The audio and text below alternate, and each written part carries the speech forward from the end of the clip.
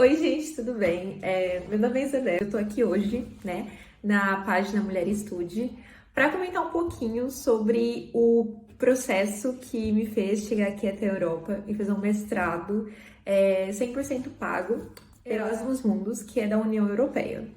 Estou atualmente em Barcelona, na Espanha, mas eu sou do interior de São Paulo, no Brasil, e eu sou formada em Pedagogia pela USP. E durante a minha graduação, eu sempre quis fazer intercâmbio, mas nunca foi muito possível para o pessoal de educação, porque na USP os intercâmbios eles são bem concorridos e quando existem oportunidades com bolsa, geralmente eles vão para pessoas que são da área de exatas, da área de biológicas. Dificilmente a gente tem tantas bolsas para o pessoal de humanas, principalmente pedagogia.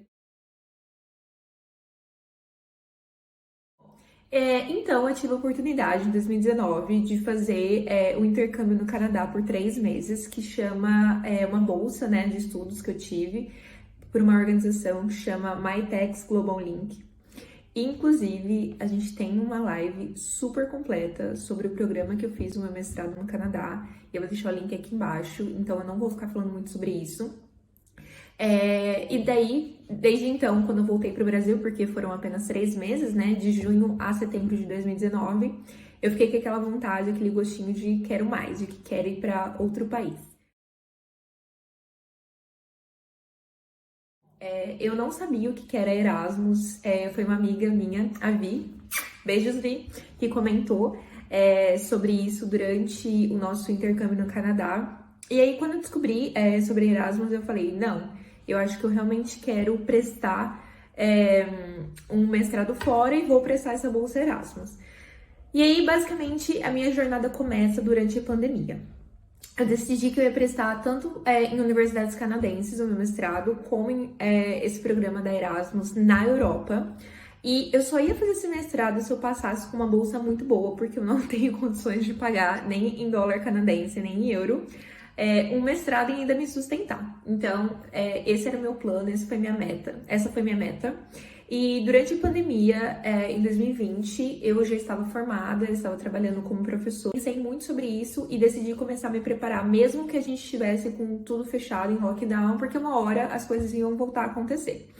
Então, nesse período, eu me preparei, eu fiz o TOEFL, que é um teste de proficiência em inglês. Eu fiz o IBT, que é geralmente que são pedidos nas universidades. E além esse teste, eu tive também que preparar outras documentações. Eu vou explicar um pouquinho mais sobre isso.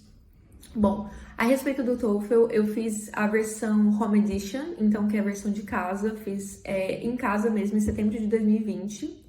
E, bom, eu não sei dizer se eles ainda continuam com essa versão, provavelmente sim, por causa da pandemia, mas pra mim deu muito certo. E eu estudei para todo esse processo sozinha e fui arrumando as próximas documentações que eu precisava enviar. E quais são essas documentações? Geralmente, pessoal, não importa o mestrado que você vai fazer fora, você precisa sempre ler os editais e ficar muito atento. No meu caso, eu sabia que todos os editais que eu ia prestar, por exemplo, no Canadá, eu prestei a McGill University, a Université de Montréal e a Concordia University, tudo em Montreal, que foi onde eu fiz meu intercâmbio. E no caso da Erasmus, eu vou falar um pouquinho mais sobre os programas, mas todos eles pedem geralmente um currículo, eles pedem também uma carta de motivação, além disso, carta de referência, então de professores que trabalharam com você e que poderiam falar se você não foi um bom aluno, um bom pesquisador ou não, e alguns documentos adicionais, então depende, né, varia um pouquinho. Como eu falei para vocês, a Erasmus, no caso da bolsa, ela vai cobrir todos os seus gastos com as universidades. E, além disso, você vai ter uma ajuda mensal de 1.000 euros para você sobreviver. Ah, Isabela, isso muda dependendo do país que você vai morar? Não. Então, você pode morar num país, às vezes, muito caro, que não vai ser muito legal, ou um país mais barato, que vai ser muito bom para essa bolsa. Se você tem um mestrado de 2 anos, o meu é de 2 anos. Então, você vai ter 24 parcelas de 1.000 euros. Se você tem um mestrado de 1 ano, então vai ser proporcional a 1 ano, 2 parcelas. Além disso, eu comentei sobre a questão da ajuda de custo, que para você viajar e se instalar, né? Que seria uma taxa de instalação. eles pagam 2 vezes o primeiro no primeiro ano de mestrado e a segunda parcela no segundo ano de mestrado. E além disso, o visto está incluso, né? Bom, nesse caso, pessoal, por que eles falam, né, que tem essa ajuda de instalação, tem essa questão de primeira parcela, segunda parcela? O mestrado Erasmus é algo muito interessante, não só pela questão de ser 100% pago, mas pela questão de que você vai ter que obrigatoriamente morar em 2 países. Por quê? Todos os projetos da Erasmus, eles têm que ter um consórcio entre pelo menos 2 universidades em países diferentes. Então, no primeiro ano de mestrado você vai estar em um país, no segundo ano você vai estar em outro país. É claro, como no meu caso, em outros, a mobilidade ela muda um pouco. Às vezes pode ser uma questão de meses, às vezes pode ser uma questão de mais de um ano. Mas a ideia é que você tenha que passar por 2 países. Então, é muito bacana, não só no ponto de vista de qualidade do programa, porque ele é mundialmente reconhecido e no seu currículo é algo excelente, mas também a questão financeira, porque é muito difícil você encontrar programas que pagam 100%, né, os custos. Então, é muito legal porque não é uma bolsa parcial, uma bolsa total. E além disso, tem essa questão do ponto de vista cultural, que é muito bom você estar em contato com 2 países, porque geralmente você vai estar em contato com pessoas do mundo inteiro, outras culturas, outras línguas, e você vai aprender muito como ser humano, não só como pesquisador e estudante. Uma novidade interessante também é que a Erasmus ela vai mudar o financiamento. Então, para quem já tá aqui, não é o caso, mas futuramente eles vão aumentar o financiamento para 1.400 euros por mês de bolsa, só que não vai ter mais aquelas ajudas de custo, né, que eu comentei de mobilidade. Mas ainda assim, é muita coisa, né? É um dinheiro que você consegue sobreviver tranquilamente na maioria dos países da Europa, ok? Então, a ideia é que quando você está preparando toda essa documentação, é você tentar mostrar o melhor que você tem de você, tá? A forma como você conta a sua história, a forma como você vende o seu peixe, é fundamental. Eu acredito que fazer essas applications para mestrado, seja doutorado ou até outros programas, é um processo. Assim como é um processo você às vezes prestar um vestibular, você prestar um concurso, você vai adquirindo experiência e conforme você adquirir experiência, você vai ficando cada vez melhor. Então, não se desespere se você decidiu aplicar e você não passar de primeira, tudo bem? Eu acredito sempre nessa questão de continuar tentando, de continuar se organizando para que esse sonho ele vire realidade. Porque a gente sabe que no Brasil, ainda mais agora com toda essa crise social, política, econômica que a gente está vivendo, né? Não está sendo fácil a gente ter nem o básico que dirá ter esse direito de sonhar. Mas eu acredito muito no potencial da educação, principalmente para você realizar sonhos. Então, não deixe de sonhar. Bom, voltando agora um pouquinho sobre os projetos. Então, tem esse site que eu tô deixando aqui na tela em algum lugar, que é o site da Erasmus, que você pode ler tintim por tintim, como que é o programa, o que eles esperam, como que funciona, quem pode aplicar, mas com certeza brasileiros podem aplicar. E eles são grande quantidade em número de bolsistas do mundo todo da Erasmus. Esse é um dado interessante. Então, além da página principal do Erasmus, que, gente, é fundamental. Se você quer prestar alguma coisa, você precisa ler. E ler com calma e muita atenção. Você vai ler também o edital de cada programa. E para você achar cada programa, que na verdade são os projetos, você tem que ver o catálogo da Erasmus. E é isso que eu falei, você pode filtrar tanto por país, você pode filtrar por duração, você pode filtrar por tipo de mestrado, faculdade e área. Eu acho mais fácil você filtrar por área de conhecimento. Atualmente eu tenho amigas, né, de várias áreas que fazem Erasmus, que eu conheci na vida, né, não só no Canadá, mas também vindo pra cá. E pra vocês terem uma ideia, eu sou uma pessoa da educação, mas tem pessoas da área de química, saúde, biologia, geografia, direito, né, história, exatas. Então tem todas as áreas que vocês imaginarem, ok? A bolsa Erasmus, ela não é de doutorado, ela é para mestrado. Para vocês verem outras bolsas ao redor do mundo, eu estou fazendo algumas postagens na página explicando, né, as bolsas mais famosas que vocês podem prestar. Porque além da Erasmus, existe, por exemplo, a bolsa Chevening no Reino Unido, existe muitos mestrados e doutorados pagos, principalmente doutorado, que eles chamam de PhD. nos Estados Unidos e no Canadá, inclusive em outros países da Ásia, por exemplo. Mas tudo isso, pessoal, você vai precisar de pesquisa, sim, e você vai precisar de um tempo para se preparar. No mínimo, 1 ano, que geralmente é o que eles pedem para abrir esse processo de application, né? Eles deixam um tempo aberto. Ou 6 meses, por exemplo, eu coloquei os meus documentos da application no site em fevereiro de 2021. Em setembro eu estava embarcando. Então tem isso também, né? Porque deixei pra última hora, não é que eu deixei pra última hora, eu estava focando em outras applications, mas acabou ficando pro final, né, do calendário deles.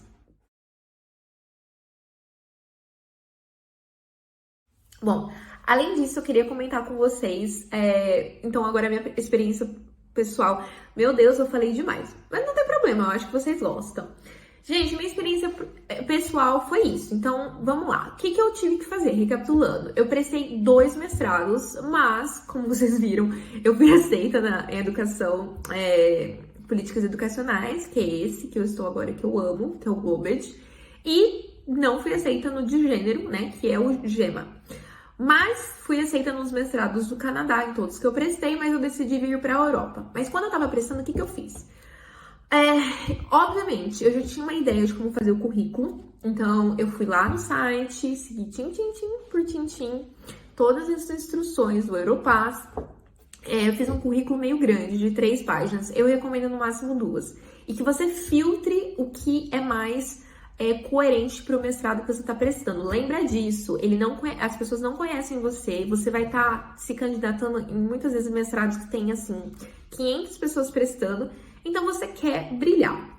Então eu fiz meu currículo, eu fiz também minha carta de motivação, que eu acho que foi a cereja do bolo, porque, gente, de verdade, na minha carta de motivação, eu fui muito sincera. Eu abri, assim, meu coração para dizer o quanto eu acredito na educação, o quanto eu amo a minha área e o quanto eu queria esse mestrado, porque eu sabia que esse mestrado não ia abrir só oportunidades para mim, mas ia me possibilitar futuramente a oportunidade de trazer todo esse investimento de volta para o meu país. E eu acho que isso é muito importante você pensar.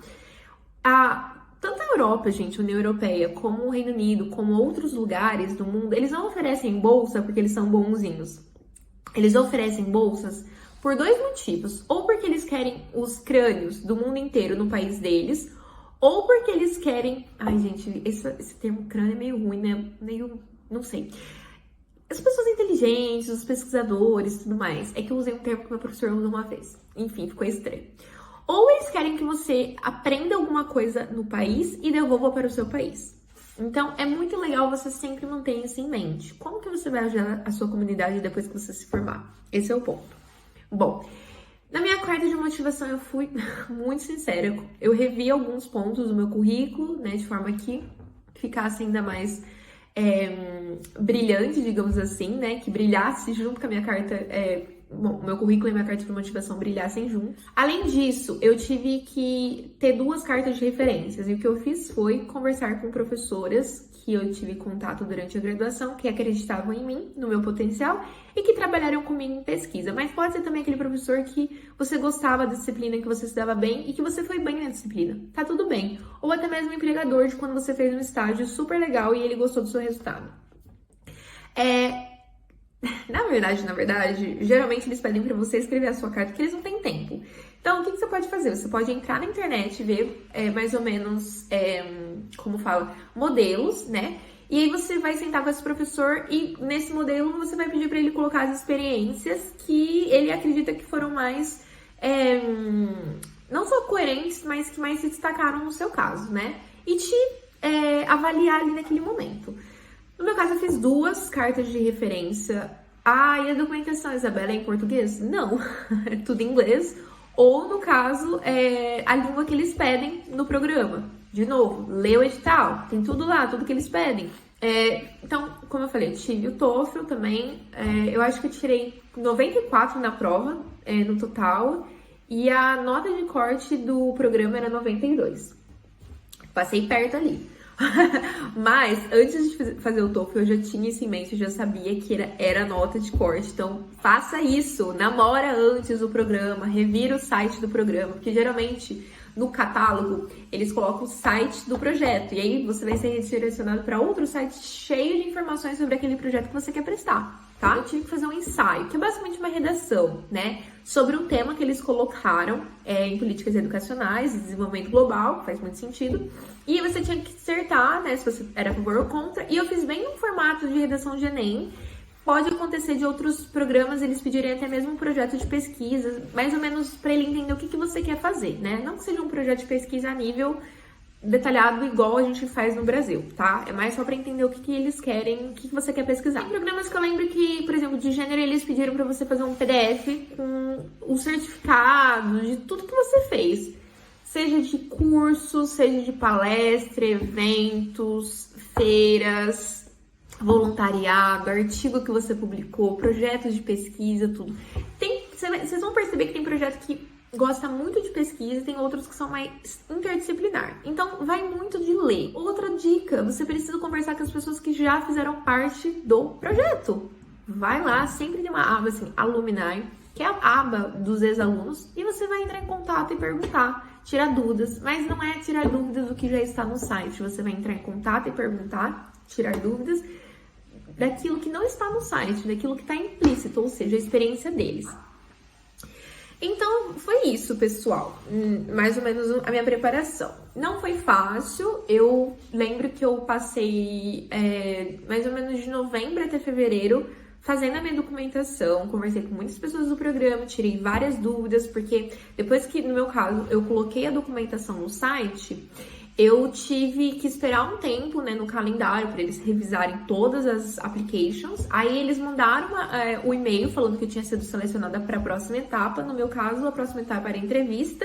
Então eu ainda tive que me preparar para a entrevista, para aí no final eu saber se eu fui selecionada entre os bolsistas ou não. Porque no meu programa tinha também uma parte de seleção de não bolsistas, né? Ou seja, que cabia dentro da vaga. Então tinha 26 vagas para o projeto. Mas só, acho que, por exemplo, 15 pessoas que seriam bolsistas. E eu passei dentro dessa nota de corte dos 15 com bolsa. Então, deu tudo certo, cumpri o que eu queria. Mas, às vezes, poderia acontecer de eu passar só com a vaga, né?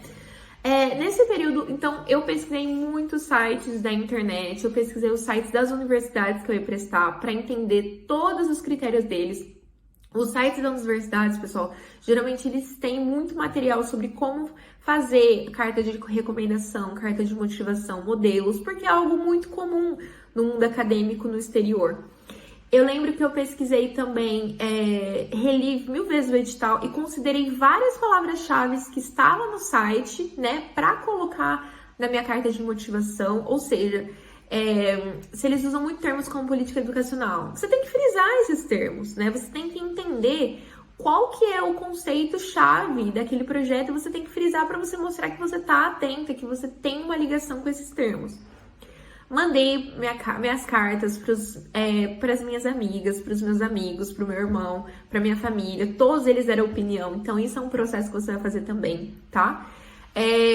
Como eu tinha falado, pro TOEFL eu estudei sozinha, eu tenho muito material do TOEFL que eu vou deixar um link aqui para quem quiser acessar, que é gratuito, que uma amiga me passou e eu sentei, fiz um calendário de estudo e foi indo assim, né? Então, o de gênero eu não passei, mas o de políticas educacionais eu passei. E pra ser bem sincera com vocês, eu acho que lá no fundo alguma coisa me falava que aquela vaga seria minha. E hoje eu tô aqui,